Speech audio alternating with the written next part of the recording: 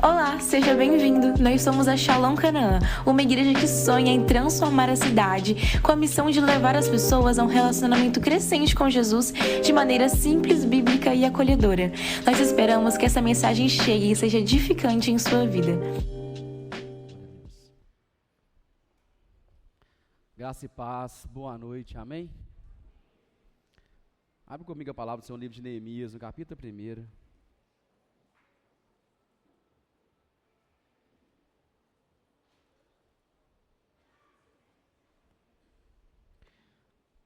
Queria conhecer as pessoas, que estão nos visitando pela primeira vez. Onde você estiver, levanta as suas mãos aí. Onde você está? Só levantar a mão, fica com a mão levantada. Para nós é uma honra receber vocês aqui, viu? Sinta-se em casa. Os meninos vão cumprimentar vocês, os irmãos da igreja estão mais próximos. Deus abençoe, viu? Sinta-se em casa. Que Deus abençoe muito vocês. Para nós é uma honra muito grande ter vocês aqui conosco. No final do culto, bem aqui no encerramento, nós temos aqui um café. Você pode tomar um café conosco, nos conhecer, de maneira mais intencional, perguntar para os irmãos que estão aí servindo, como que nós somos, conhecer a igreja. Meu nome é Diego, sou um dos pastores aqui da igreja, e para nós é sempre uma honra, obrigado, Kleber, e para nós sempre é uma honra receber novas pessoas, ver pessoas também nos conhecendo, amém? Então tenha liberdade. Nós estamos em uma série de pregações, então a série de ministrações, elas têm sido o caminho da vitória. Então nós não estamos desenhando como que a seleção brasileira vai ser campeã, E agora a gente está todo mundo um pouco mais esperançoso, porque as seleções mais fortes estão de um lado, as mais fracas estão do nosso lado, até chegar lá na Argentina. Aí o Brasil já ganhou de 3-0 alguns jogos. A gente começa assim, não, vai dar. Daqui a pouco a gente começa a desenhar isso, daqui a pouco a gente é campeão. E agora o argumento é assim, talvez a gente seja campeão agora, porque ninguém está achando que a gente vai ganhar alguma coisa, nem nós mesmos estamos com essa esperança. Então o pessoal já está, todo mundo já começando a flertar com a vitória. Todo mundo, se passar amanhã então, passou amanhã, a gente já começa a comemorar o título antes da hora. Só que nós temos um problema se passar amanhã. Porque se passar amanhã, o próximo jogo é domingo, 5 horas da tarde. E a pergunta que eu mais escuto é o seguinte, pastor, e aí? E aí o quê? O jogo é 5 horas. Mas e aí, o jogo é 5 horas, vai ter culto 6 horas, o que a gente vai fazer? O que a gente vai fazer? A gente vai fazer uma festa, e todo mundo joga aqui. Como é que vai ser? Tem programação especial no dia, nós temos festa de multiplicação aqui, no próximo domingo. Então nós temos a data lá, então eu estou indeciso. Se a gente agora o Brasil perder amanhã, por causa do nosso culto, ou se a gente pensa uma estratégia mirabolante, fazer uma coisa muito legal aqui no próximo domingo. Então até amanhã, depois do jogo das horas da tarde, a gente decide se vai ou não vai. Como é que as coisas vão ir desenrolando. Mas nós não estamos aqui nesse período para mostrar como o Brasil vai se tornar vitorioso, ou tornar-se vitorioso agora dessa Copa do Mundo. Mas nós queremos falar nesses dias sobre qual o caminho da vitória para nós. O que é que nós entendemos e queremos ser vitoriosos como igreja. Porque o maior propósito de uma igreja, o maior propósito que nós temos é sermos realmente vitoriosos naquilo que Deus colocou nas nossas mãos para fazer. Aquilo que Deus confiou a nós. Aquilo que Deus espera que eu e que você possamos fazer e entregar frutos de acordo com a vontade soberana dEle. Porque o caminho da vitória para a seleção brasileira, a gente já sabe, vai ter que ganhar um monte de jogos, mas o caminho que Deus espera de mim e de você, Ele vai exigir de nós no final de todas as coisas. Deus tem uma vitória para nós, como seus filhos, como igreja. Nós nos movemos como igreja, nos movemos através desse propósito máximo do Senhor para a nossa vida como igreja. Nós queremos levar cada pessoa a um relacionamento crescente com Jesus.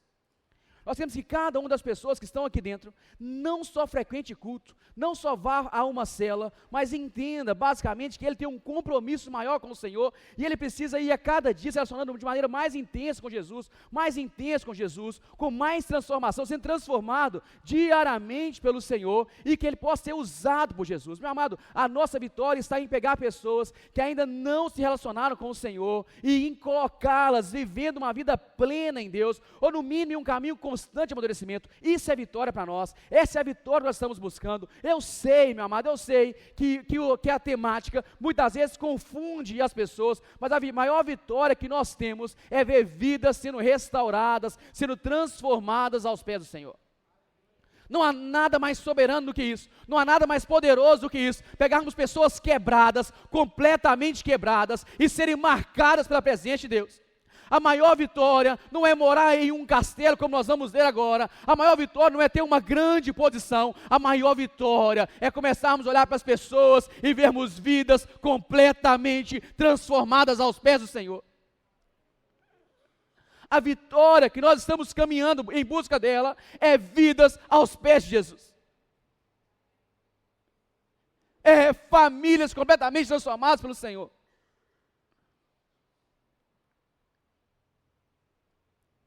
É entendermos que Deus tem algo muito maior para cada um de nós. Que o propósito dele é muito mais grandioso para cada um de nós. Que nós seremos vitoriosos quando começarmos a ver vidas rendendo aos pés de Jesus. Vidas rendendo aos pés de Jesus. Esse é o propósito do Senhor para nós. Eu queria que nós orássemos, queria que você fechasse seus olhos e orasse a Jesus. Falasse: Jesus, eis-me aqui, Pai. Que você tivesse a liberdade de orar ao Senhor e falar: Jesus, eis-me aqui. Talvez você se imagine incapaz, diga: Jesus, eis-me aqui, Deus.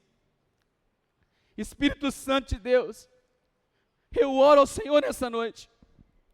Deus, eu oro e clamo a sua presença. Deus, que a sua presença possa ser real, como tem sido, Deus Pai, nesses momentos, como foi no culto pela manhã, como tem sido em todos os nossos encontros. Pai, que a sua presença possa ser real, Pai, que possamos ser impactados pelo Senhor, sermos tocados pelo Senhor. Pai, que cada coração aqui, Deus, seja despertado, Deus, pelo Senhor e pela sua soberana presença, para a glória e honra do teu nome, Pai. Deus, que o Senhor tenha a liberdade de curar vidas, transformar corações, Pai, que vidas, Deus, sejam impactadas pela sua presença e simplesmente por ela, Pai. Deus, comece a sondar corações aqui nessa noite. Deus, que haja cura, libertação, manifestação da sua graça e do seu poder, papai. Deus, em nome de Jesus, Pai, vai abrindo ouvidos espirituais essa noite, Pai, que ouvidos espirituais sejam abertos, que olhos espirituais sejam abertos, Pai, nos dê um coração aliançado com o Senhor e com a sua presença, Pai, que nessa noite, cadeias caiam por terra, Deus, Pai, prisões caiam por terra, Pai, que nessa noite, simplesmente nessa noite, a sua presença, Pai, seja real, Deus. Deus, muda condições, mude corações, transforme-nos, Deus, de acordo com a sua vontade soberana, Pai.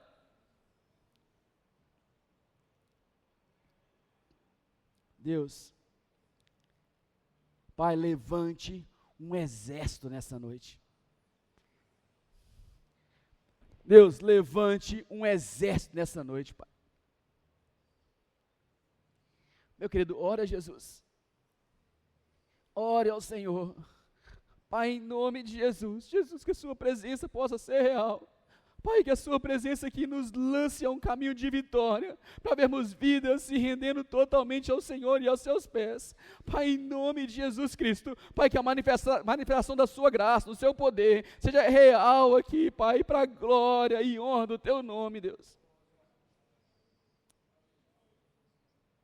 Ah, Jesus, Deus, eu sei nessa noite, Pai, de vidas desesperançosas, como o Senhor tem ministrado, Pai, mas é momento do Senhor mudar a realidade, manifestar o seu poder, Jesus. É momento nessa noite, Deus, do Senhor trazer ânimo novo, renovar a unção, Pai, renovar a motivação, Pai, nos alinhar com o propósito do Senhor, Pai, em nome de Jesus, Deus, em nome de Jesus. Ah, Espírito Santo de Deus, Pai, nós nos colocamos, Jesus, nas suas mãos nessa noite. Nós nos colocamos nas suas mãos nessa noite, Pai. Oh, Deus.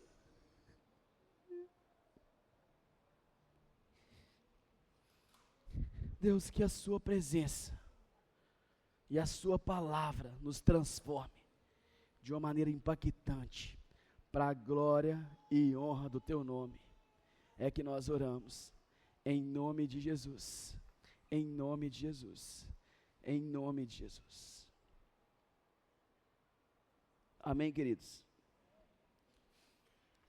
O texto que nós vamos ler é lá em livro de Neemias. E o contexto, para vocês entenderem, o contexto histórico. Na semana passada eu ministrei sobre Daniel.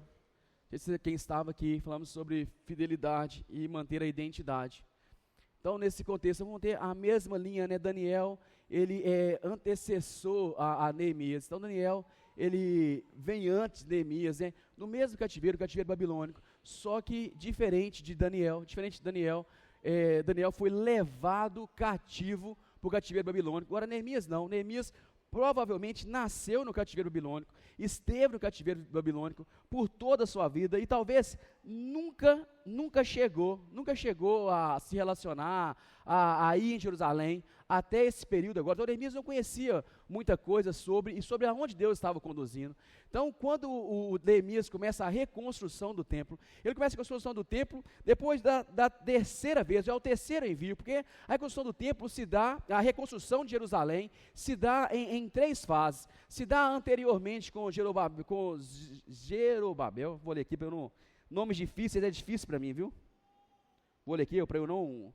Zorobabel. Então a primeira tentativa com Zorobabel, ele vai para reconstruir os templos, acha a Bíblia, e uma Bíblia de baixo, e há um grande avivamento em Israel. A segunda se dá com Esdras. Então Esdras vem para o processo de implantar a lei, de estabelecer a palavra, só que nesse processo os inimigos de Israel se levantam de diversas maneiras, e uma delas, eles mandam uma carta para o rei, e o rei começa a proibir. Então é proibido depois da reconstrução, e tudo para de novo, e agora nós começamos a ver aqui nesse texto, o terceiro movimento de reconstrução de Jerusalém através da vida de Neemias. Então, depois de 12 a 13 anos que Esdras vem para recomeçar e que não dá certo, e que o rei proíbe a reconstrução, Neemias vem para começar esse processo. É o mesmo cativeiro babilônico, até chegar ao Medo-Persa, porque agora, aqui na vida de Neemias, já não é mais o cativeiro babilônico, já não é mais Nabucodonosor passou, e começa agora o Império Medo-Persa, através do rei Ciro,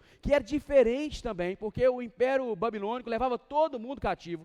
O Império Medo-Persa pegava as pessoas e enviava de novo para a sua cidade, e incentivava eles a orar, a interceder, a ter seus deuses. Ciro tem contato com a profecia de Jeremias, que o povo de Israel, depois de 70 anos, voltaria de novo para a reconstrução. Então Ciro é que faz com que o povo volte, libere o povo para reconstruir esse processo. E isso aqui acontece provavelmente depois de uns 120 anos. Então essa reconstrução se dá através de um rei que não era cristão, de um imperador que não era cristão, o maior império da época, e ele começa esse processo de retorno, de levar todos os judeus de novo para viver lá em Jerusalém, a reconstrução de Jerusalém. O reino do norte já tinha acabado.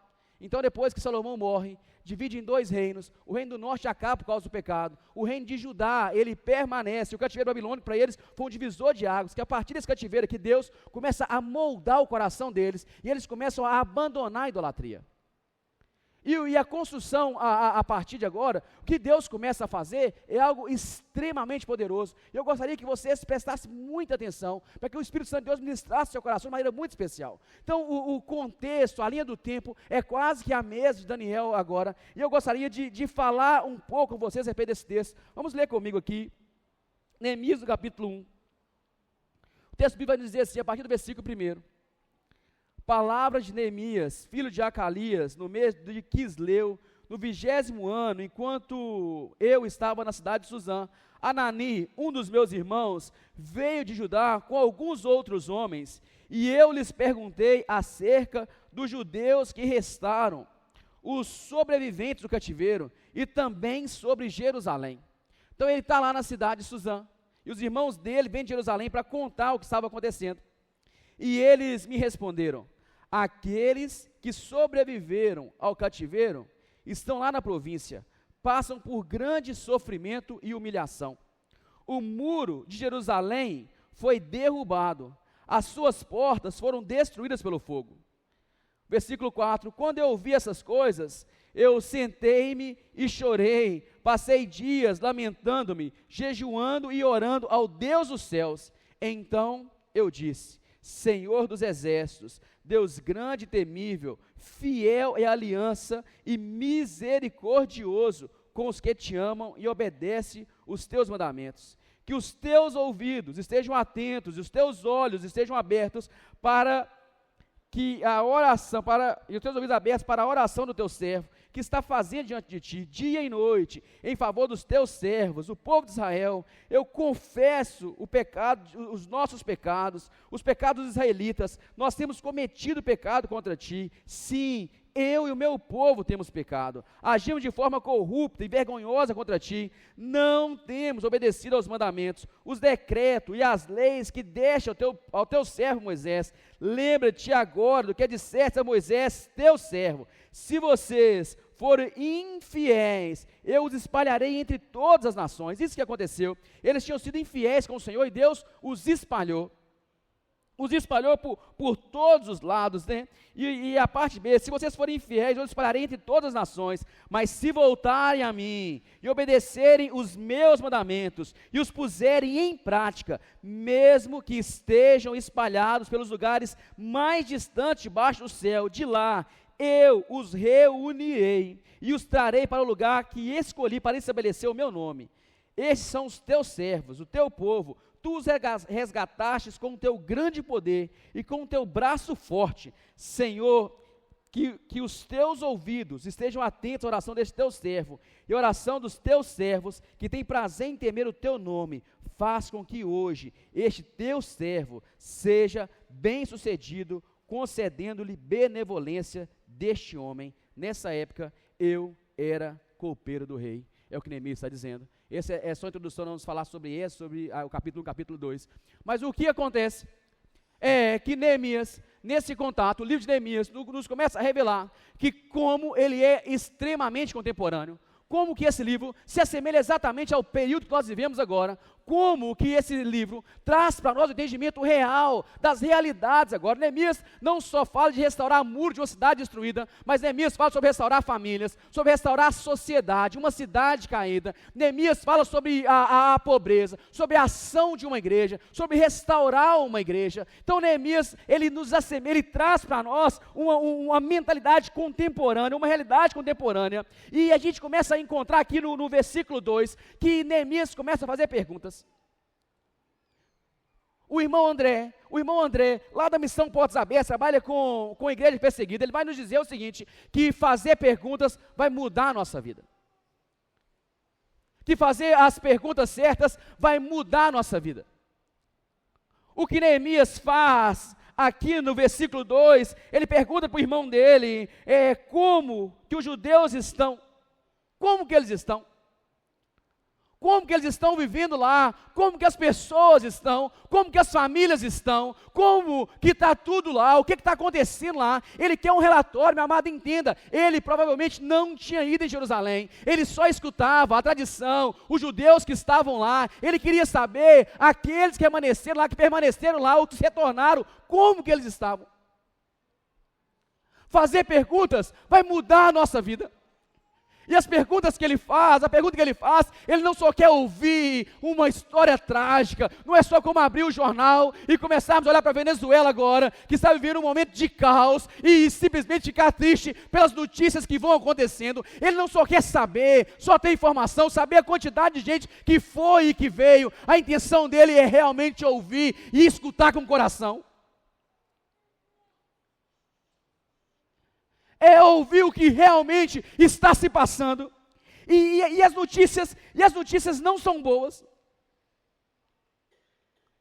O relatório que o irmão dele traz para ele não é bom.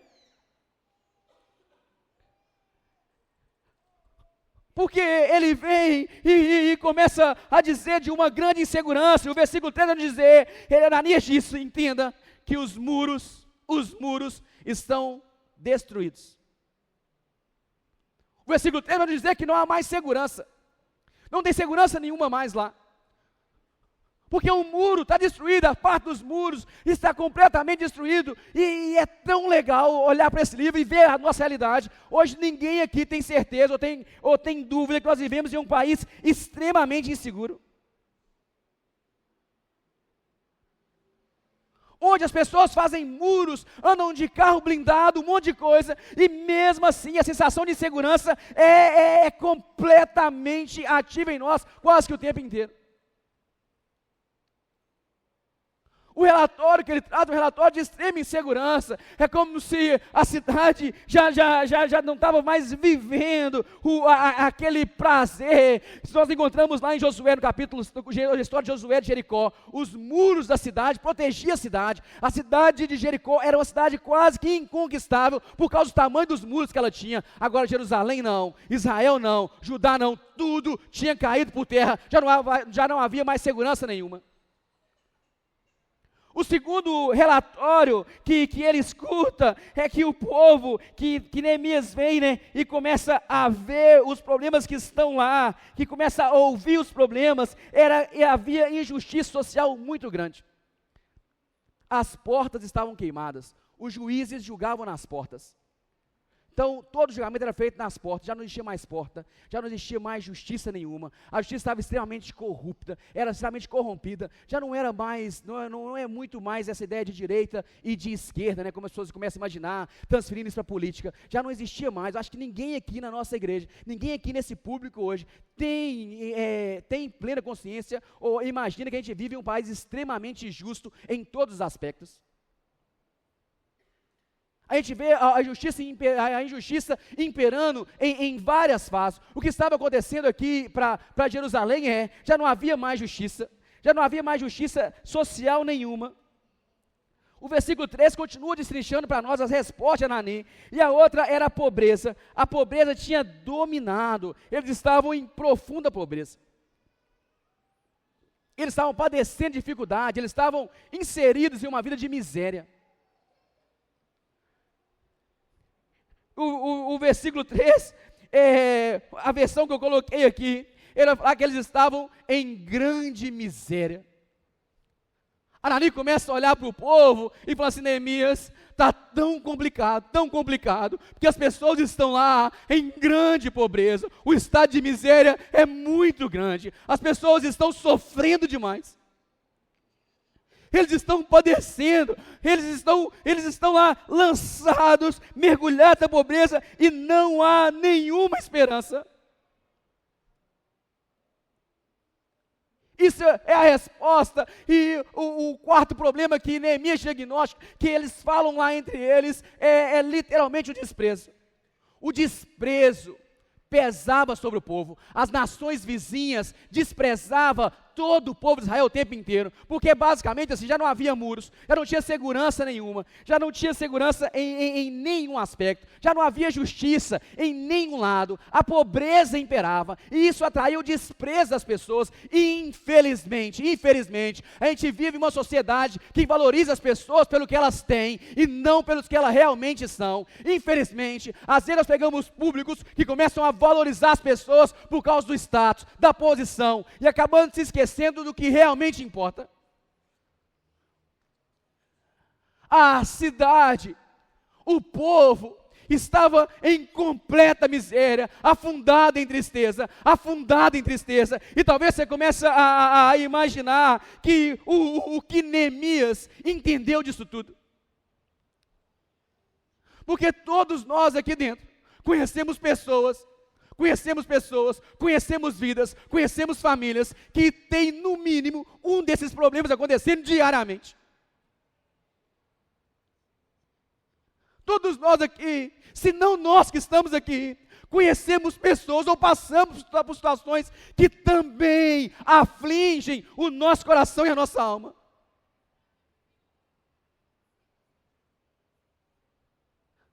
O que Neemias fez?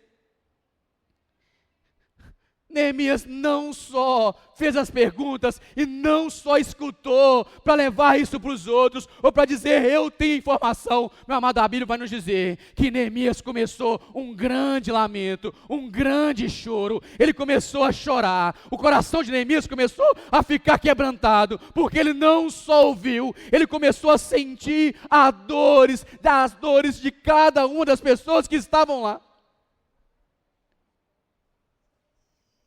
Neemias não só pegou a informação, mas ele começou a ter um coração quebrantado diante do problema. Quantas vezes nós escutamos a dor do outro e o nosso coração não sangra? Quantas vezes nós vimos as pessoas passarem por dificuldade, por luta, e vimos pessoas sofrendo, e o nosso coração não se quebranta? Quantas vezes nós não choramos em prol do outro?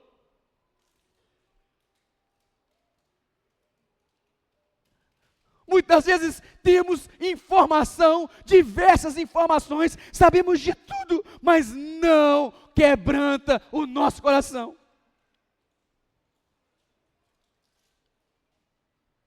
Os problemas não vieram só para informação, produziram no coração de Neemias um profundo lamento.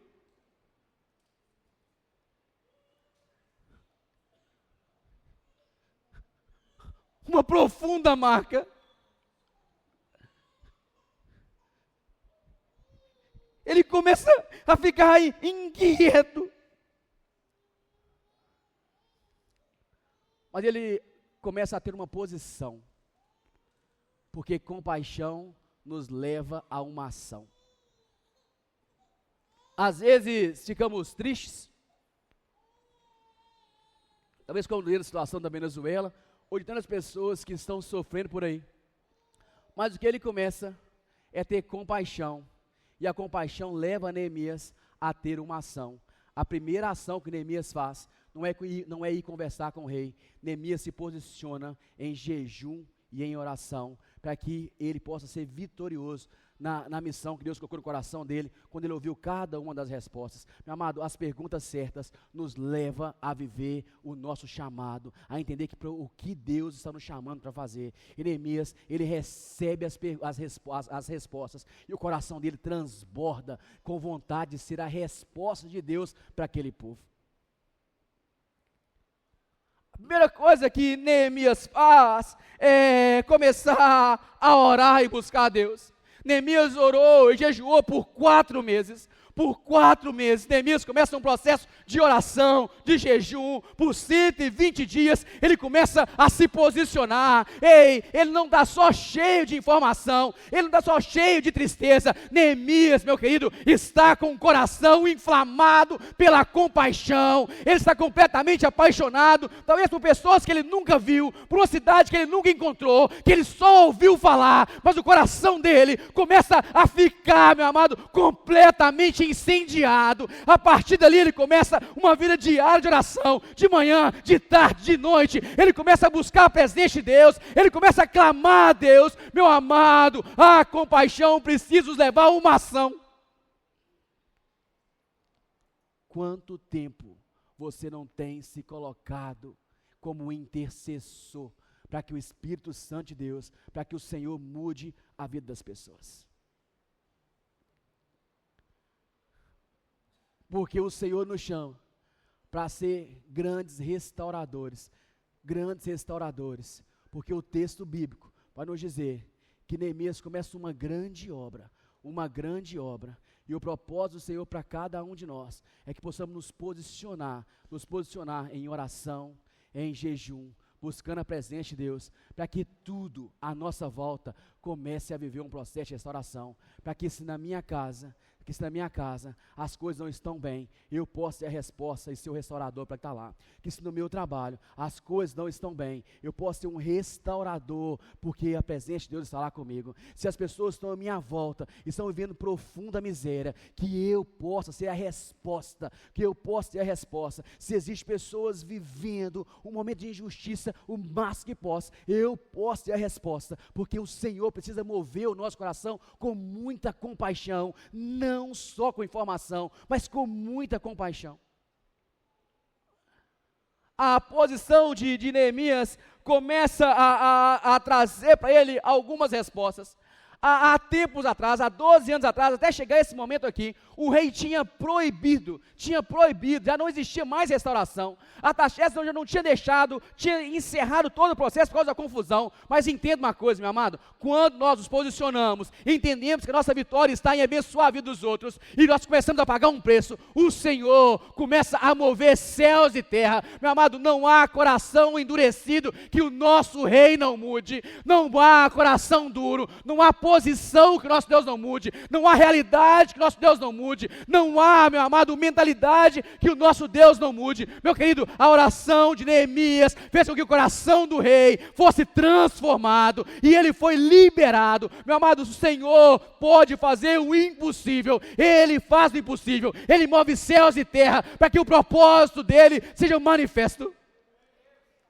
Ele penetrou no coração do rei e mudou essa realidade, simplesmente porque havia um homem que decidiu orar e jejuar para que vidas pudessem ser rendidas aos pés do Senhor. Lucas vai nos dizer que nada é impossível para o Senhor. Não é uma posição, não é o rei, não é a posição que o rei está, meu amado. Quando nós nos colocamos no lugar do Senhor, para que o Senhor nos use, Ele começa a mover.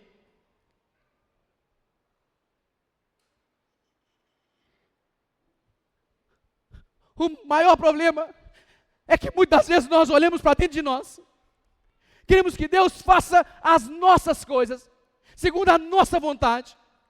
Quando que Deus quer que a gente comece a olhar para as pessoas que estão à nossa volta, sofrendo, e o Senhor quer que a gente nos mova com muita compaixão, como intercessores, como pessoas que amam e querem ver vidas sendo restauradas aos pés de Jesus.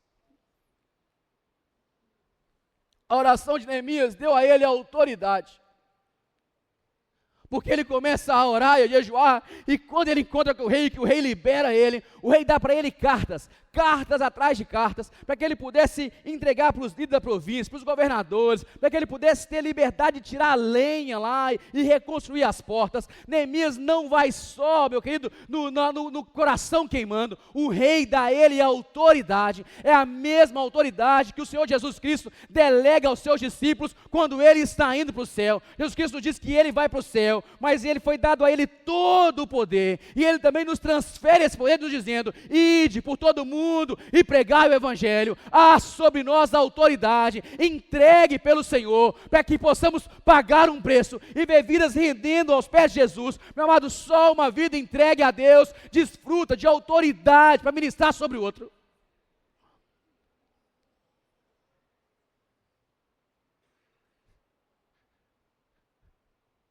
Não há propósito maior para nós, não há vitória maior para nós do que entendermos que Deus move corações, move céus e terra, para que vidas se rendam aos pés dEle.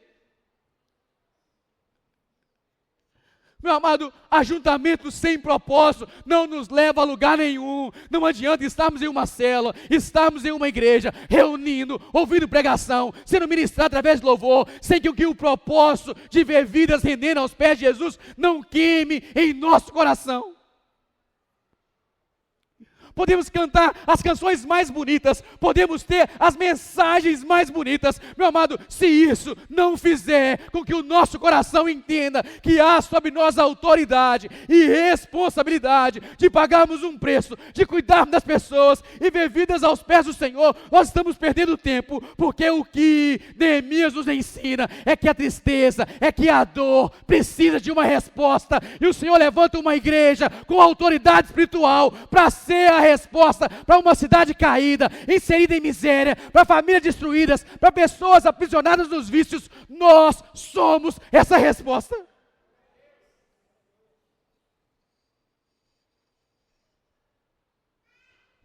Não é só ajuntarmos para sermos ministrados de domingo em célula, em alguns encontros, é sermos aliançados com o propósito eterno, para que possamos ser realmente vitoriosos naquilo que Deus colocou nas nossas mãos. Vocês estão comigo?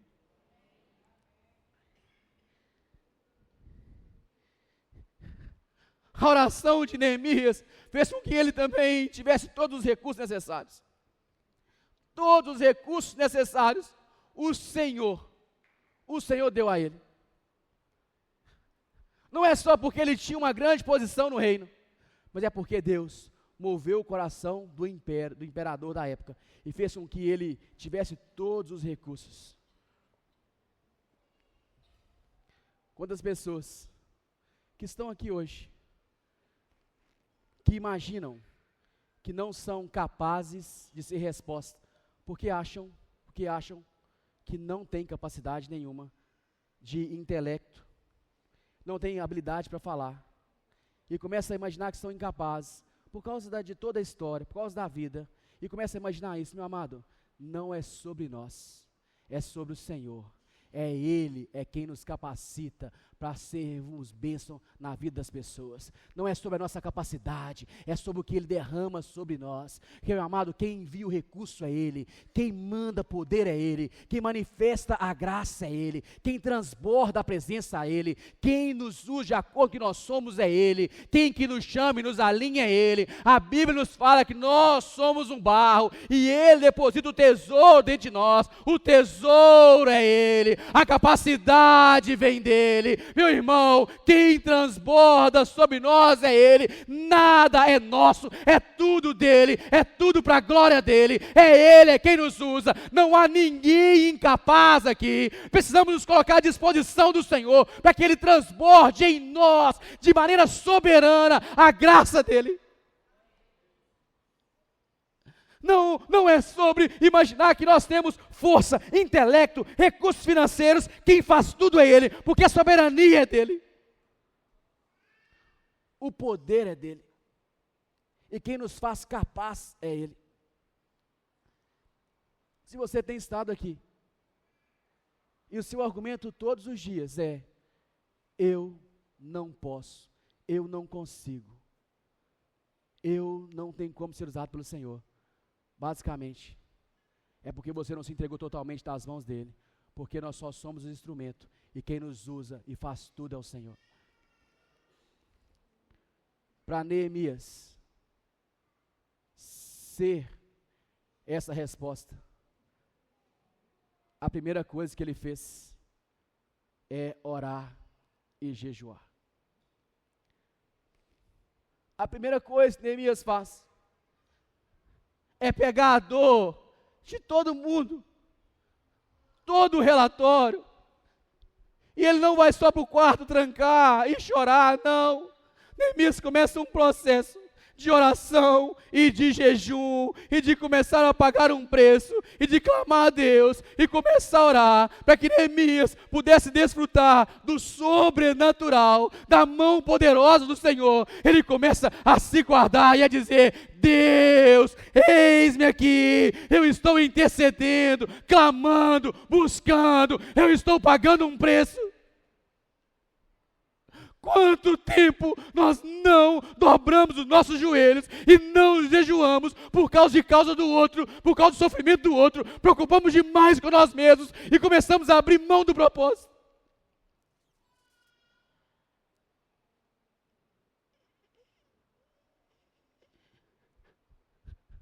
Quantos de nós sabemos de relatórios em que as pessoas têm sofrido?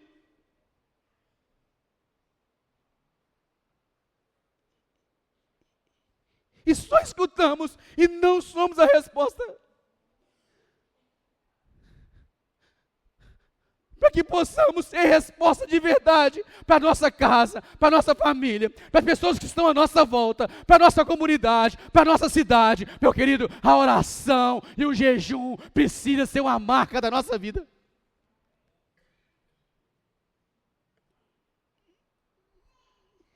Um coração quebrantado diante do Senhor precisa ser a resposta para uma cidade que está padecendo.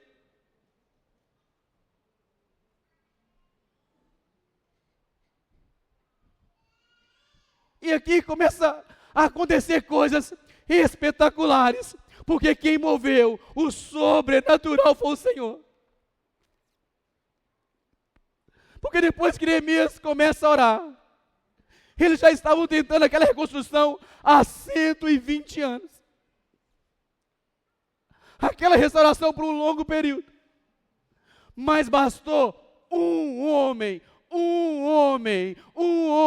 ser confrontado pela notícia que ele recebeu e se colocar na brecha, e em 52 dias o Senhor reconstrói os muros, reconstrói as portas, porque quando nós nos colocamos nas mãos do Senhor, o Deus Todo-Poderoso começa a fazer muito mais do que nós imaginamos. Bastou um homem se colocar à disposição do Senhor e não negligenciar o que Deus estava chamando ele para fazer.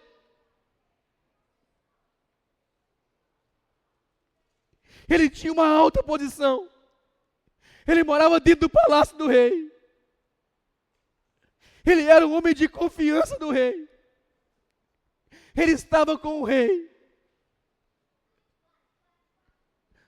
Mas ele, meu querido, não se sentiu mais seguro no ambiente que ele estava. Ele abriu mão do seu conforto, ele abriu mão do seu status para ser resposta para uma comunidade inteira caída. E talvez você fale, pastor, mas era a família dele. Meu querido, parte da família dele estava na cidade. Mas a grande maioria das pessoas não conhecia Neemias. Não conhecia Neemias.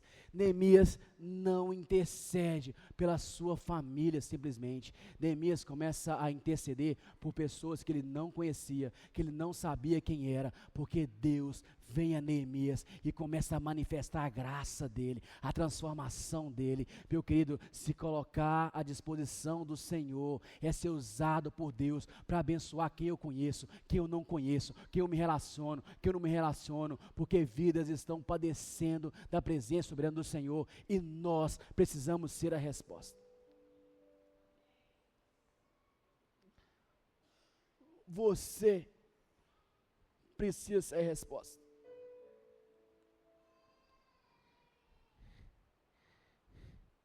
Você precisa nessa noite ser desafiado pelo Senhor. Ser desafiado pelo Senhor. Para não só ouvir as notícias tristes que nos cercam, e várias notícias tristes nos cercam.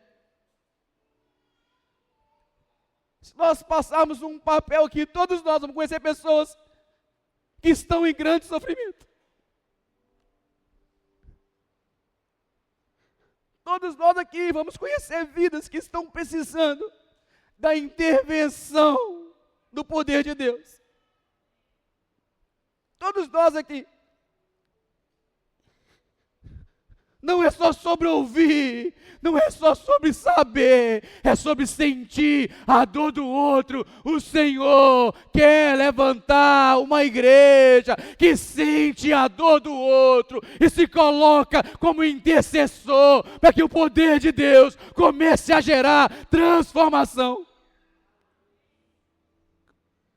Talvez você diga, pastor, eu não tenho idade. Não é sobre idade. Não importa se você é novo, não importa se você é bem mais velho, o que importa é se colocar no lugar para que o Espírito Santo de Deus comece a te usar como resposta.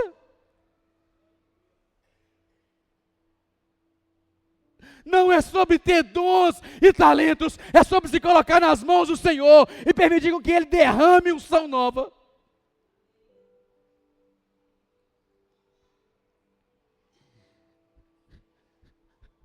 Quantas pessoas estão aqui nessa noite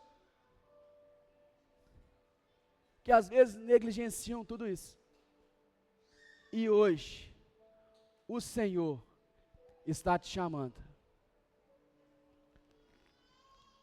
para que você possa ser um Neemias, para ser uma resposta para famílias, para vidas, para pessoas que estão completamente destruídas e precisam ser reconstruídas. Deus não vai trazer Neemias lá do tempo bíblico. O Senhor nos chama para ser esse Neemias, para ser essa resposta. Deus está te chamando para isso, para que você possa se tornar esse Neemias, para que vidas que estão por aí, vivendo em profunda miséria, em profunda tristeza, comecem a olhar para você e que você seja a resposta.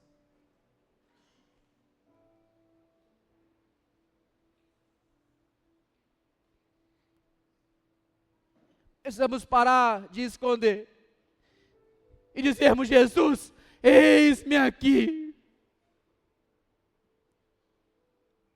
Precisamos parar de darmos desculpa, de dizer: Senhor, eis-me aqui, eis-me aqui. Eu não quero só frequentar uma igreja, eu não quero só frequentar uma cela, eu não quero só estar num hall de amigos, mas eu quero, Senhor, ser resposta.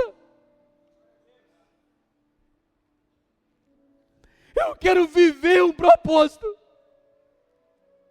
Eu não quero só me esconder. Eu quero ser resposta do Senhor. Uma resposta viva para vidas que estão padecendo sofrimento.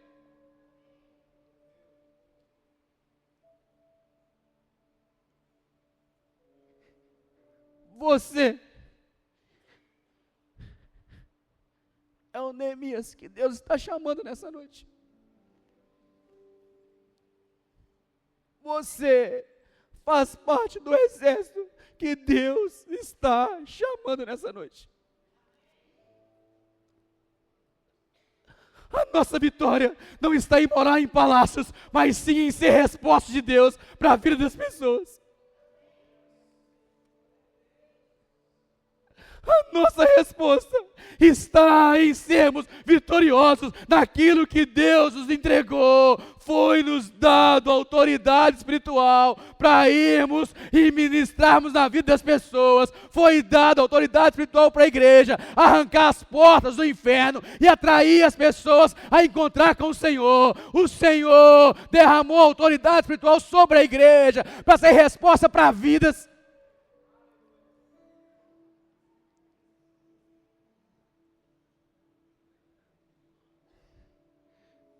Eu converti em 2003, e desde a minha conversão, eu tenho uma oração, que eu possa ser bênção, ou marcar a vida das pessoas, através do Evangelho. Não é porque eu sou pastor, mas é porque no dia que eu encontrei com Jesus, eu decidi entregar a minha vida, para ser bênção na vida das pessoas.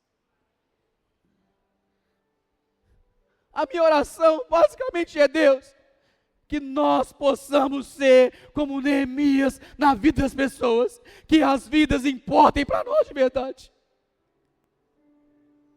Que as pessoas que estão à nossa volta sofrendo, importe para nós de verdade.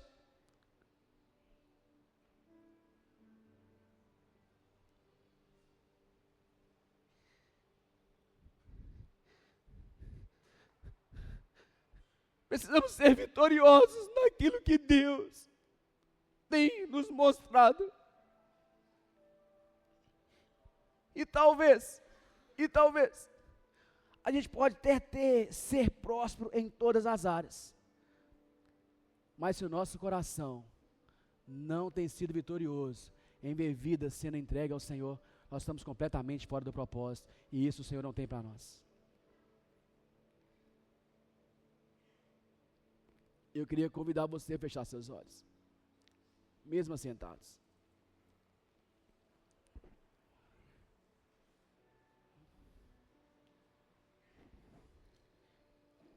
E não se disperse, não se disperse, não se disperse, não se disperse. Ore a Jesus, porque nessa noite o Senhor está te chamando para ser resposta. Ei, não se disperse, porque talvez você tenha sentido incapaz, mas nessa noite o Senhor te chama para se tornar um Neemias, para ser uma resposta para vidas que carecem da manifestação do poder de Deus. Ei, Deus está falando com você, que muitas vezes está dizendo, eu não sou capaz.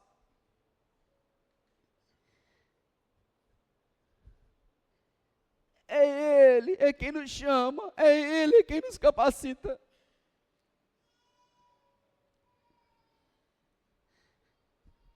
O Senhor, meu querido, está aqui nessa noite. E Ele quer levantar um exército de pessoas que entendem que ser vitorioso é derramar na vida do outro.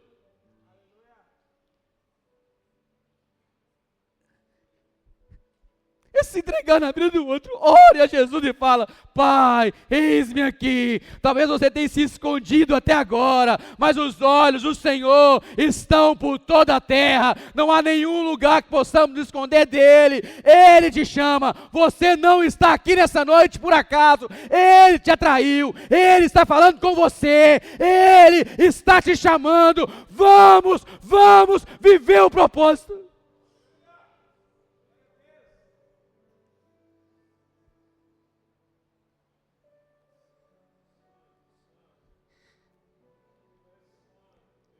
Ah, Jesus. Ah, Jesus. Ah, Jesus.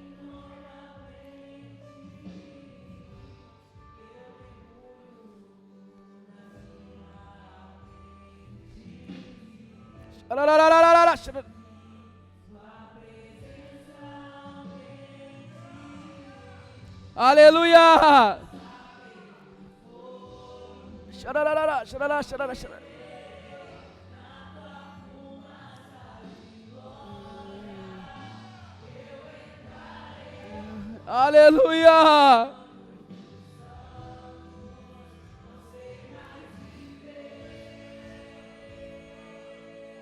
Aleluia! Fique de pé no seu lugar, meu querido. Quero orar com você. Eu quero orar com você. Eu quero orar por você. Eu sei, meu amado, que tem pessoas aqui que estão muitas das vezes dizendo não para o que o Senhor está o chamando para fazer. Eu sei que tem pessoas aqui nessa noite que está dizendo não, mas Deus está te chamando.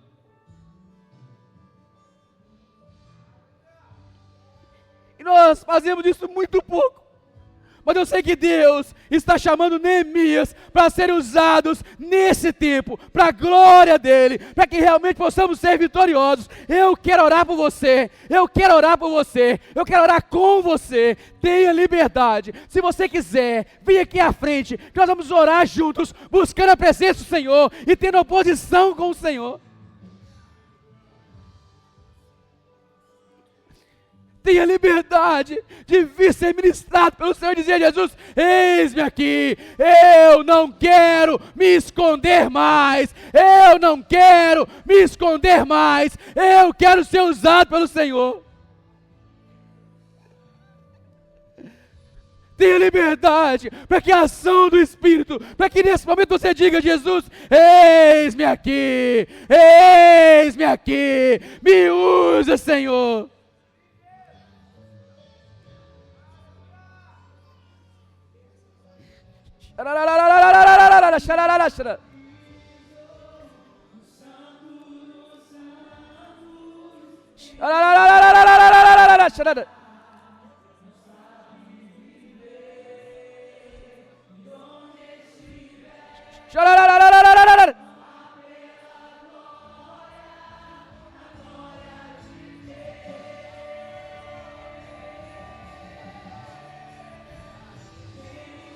Xararararararara, xarara.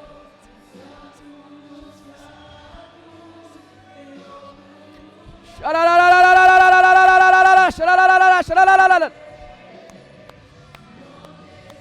Xararararararararara.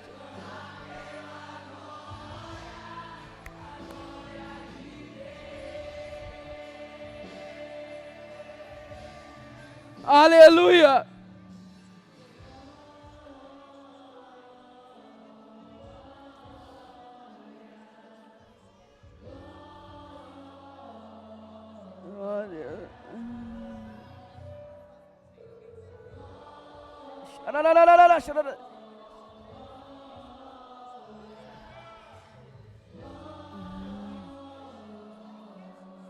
Aleluia, Deus.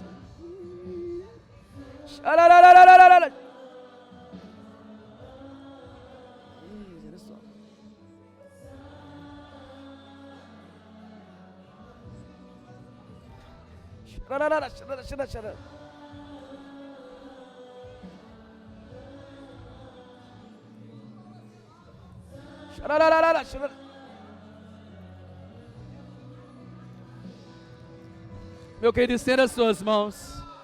Estenda as suas mãos. Estenda as suas mãos. Pai, em nome de Jesus. Pai, em nome de Jesus. Pai, cada coração, Jesus Cristo, que tem estado aqui à frente, Deus. Pai, se posicionando para ser uma resposta. Pai, que tem se escondido, Jesus.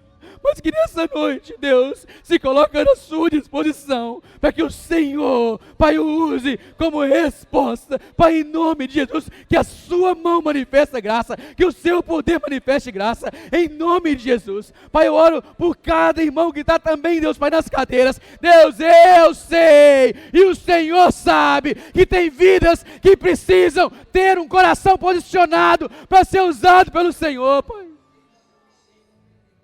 Deus, que o Senhor levante um exército, Deus, dessa igreja, para que possamos não ser mais uma igreja, mas possamos ser a marca, a resposta do Evangelho, para transformar a vida das pessoas, Pai. Eu oro ao Senhor nessa noite, para que o Senhor, Deus, nos use como resposta viva do Senhor, Pai, em nome de Jesus, em nome de Jesus.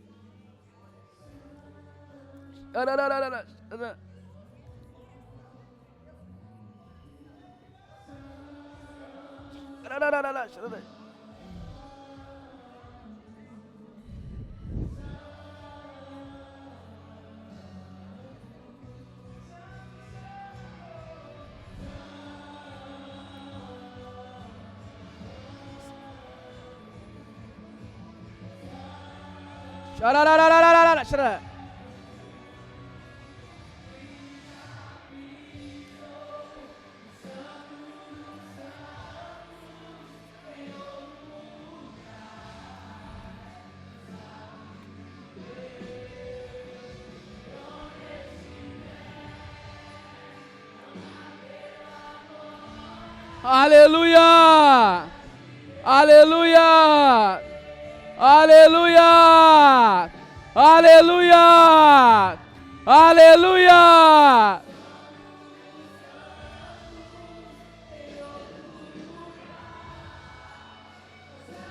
Aleluia!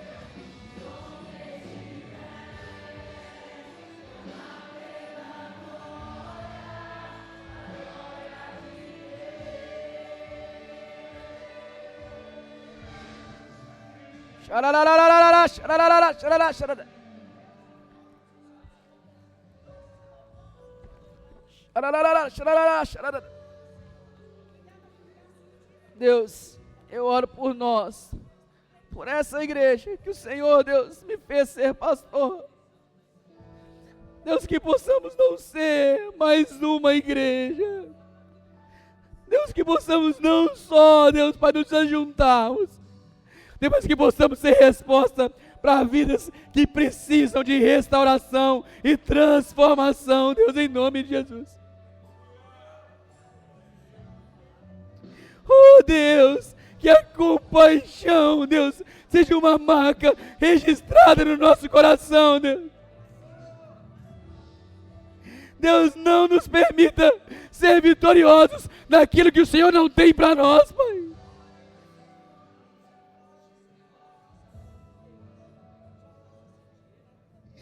Ah, Deus, em nome de Jesus.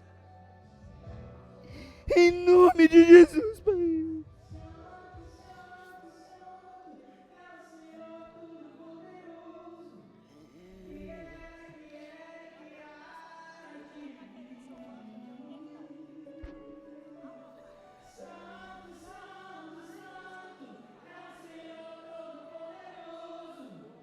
Aleluia!